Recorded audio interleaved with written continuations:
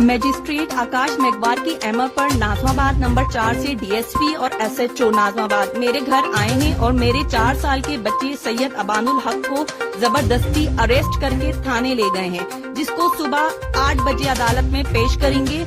मैंने उन्हें 12 कहा मैं खुद पेश कर दूंगी, लेकिन इसके बावजूद जबरदस्ती मेरा बच्चा ले गए हैं। मुझे कोई कोर्ट की कॉपी, कोई ऑर्डर की कॉपी, कोई नोटिस नहीं दिया गया। मेरी फैमिली को जर्दोकोब किया गया, जहनी तौर पर टॉर्चर किया गया और मेरा बच्चा मुझसे छीन कर ये लोग ले गए हैं।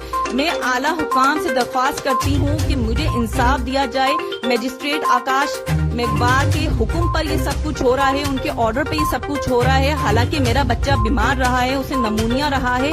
मैंने तमाम रिपोर्ट्स कोर्ट में जमा करवाई हैं, इसके बावजूद ये लोग मेरा बच्चा यहाँ से अपने साथ रखेंगे। मेरे बच्चे को कुछ भी होता है, उसके साथ कोई भी हरकत होती है, कोई भी जहनी या जिस्मानी उसको तकलीफ पहुंचती है, इसका जिम्मेदार कौन होगा? मुझे इसका जवाब चाहिए आला हुकाम से।